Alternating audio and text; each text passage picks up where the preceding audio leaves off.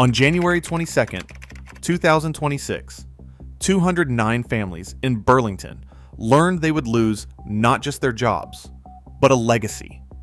The birthplace of the backhoe open since 1937 because CNH wants to save just $17 million a year.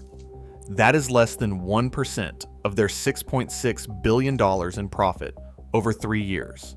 And it comes right after handing out $3.1 billion to shareholders and executives. UAW President Shawn Fain said that for less than 1 percentage point of their profits, they want to dump an economic bomb on the Burlington community. And when the official explanation is declining demand, but workers remember 9 months on strike and a contract expiring in May 2026, it is hard not to see retaliation. Is this what corporate power looks like when Wall Street wins, and a century of working families lose? Let's examine the real cost of a billionaire's 1%, and why this closing is anything but business as usual.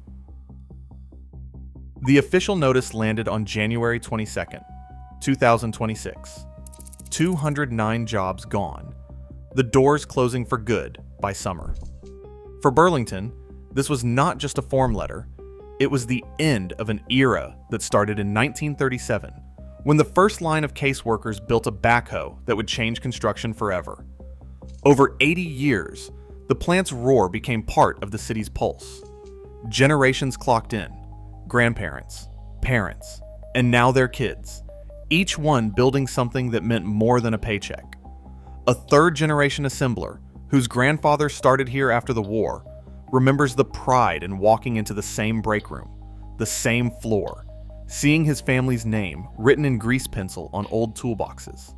He says, "We built America's backbone here."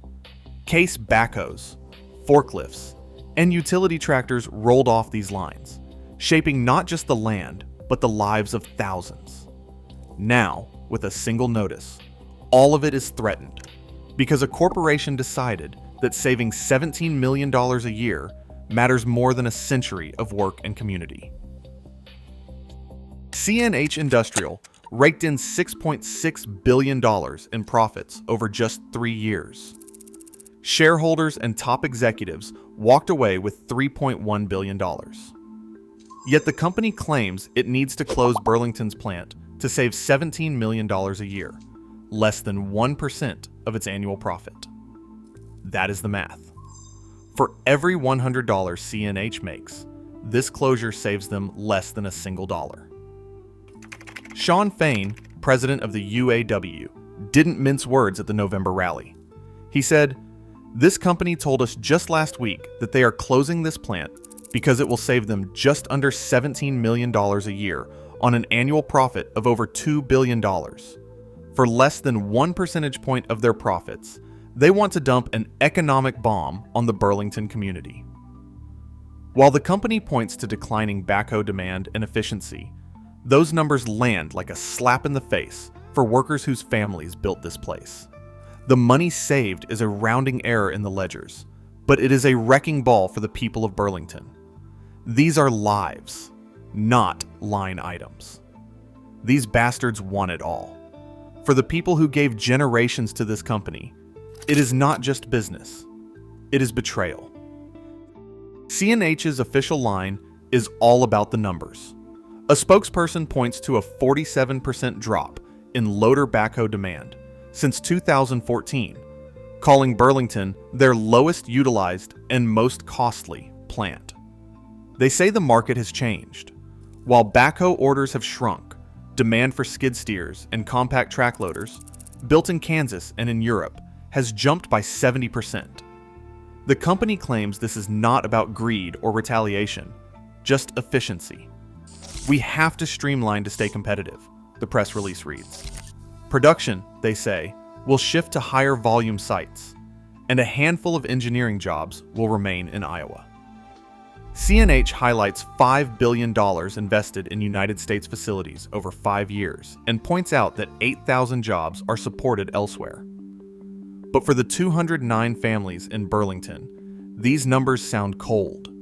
The company's charts and percentages do not mention the generations who built their lives around this place, or the fact that the savings from closing Burlington barely register on the balance sheet.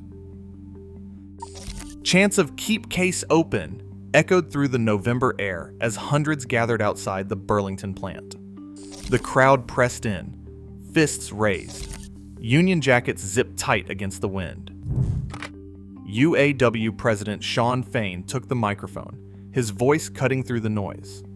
"This company told us just last week that they're closing this plant because it'll save them just under $17 million a year on an annual profit of over $2 billion. For less than 1 percentage point of their profits, they want to dump an economic bomb on the Burlington community." The anger was raw, the betrayal still fresh. Fain didn't hold back. "These bastards want it all. Screw them." UAW Region 4. Director Brandon Campbell stepped up next, eyes locked on the crowd. "This is not a funeral. This is a fight." Applause and shouts rolled across the parking lot.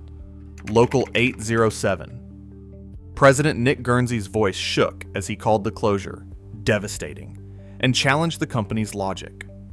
Where they said the product was going to go doesn't make sense for several different reasons. The rally wasn't just a show of anger, it was a vow. Workers, families, retirees, and neighbors stood shoulder to shoulder, refusing to let the company write the ending for Burlington. The fight for the plant and for the soul of the community was just beginning. 9 months on the picket line. That is what it took in 2022 for Burlington's caseworkers to win a contract they could live with. The strike began in May and did not end until late January. 2023, one of the longest walkouts in the history of American farm and construction equipment. Through a bitter Iowa winter, workers held the line for better pay, healthcare, and job security. When the contract finally passed on January 23rd, 2023, it was for 3 years, set to expire in May 2026. Now, just as that contract's clock runs out, the company is shutting the doors. For many on the shop floor, the timing is no accident. They see the closure as payback for standing up, a warning to anyone who dares to fight back. A strike leader who spent months walking the frozen picket calls it the company's revenge tour. The sense of betrayal runs deep. After all those months without a paycheck, after risking everything to protect their families, workers feel like the company waited just long enough to make their move, turning a hard-won contract into a countdown to extinction. The first shock came in November 2024. CNH sent out a tentative notice, warning that the Burlington plant could close.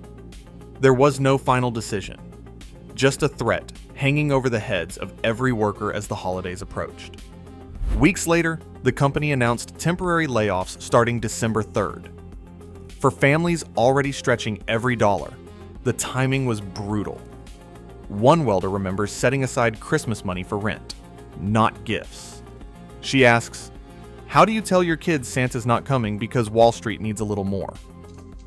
Some workers were told they might be recalled by June, but that hope faded as spring wore on.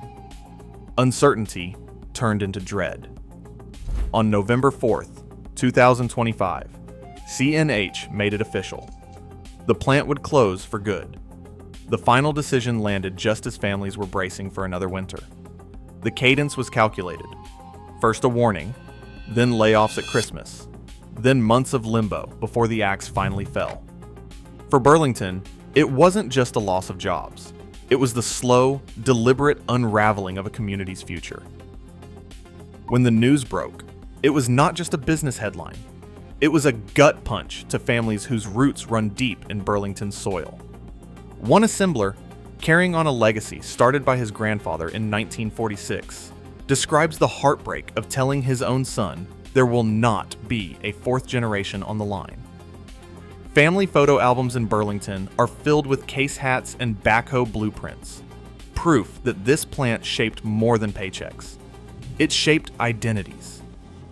Mayor John Billups put it plainly.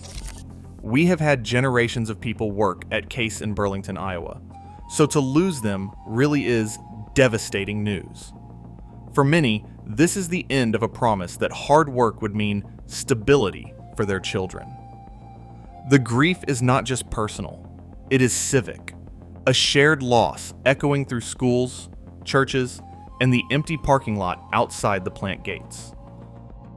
The support package CNH offers to the 209 workers reads more like a checklist than a lifeline. Severance pay? The company won't say how much.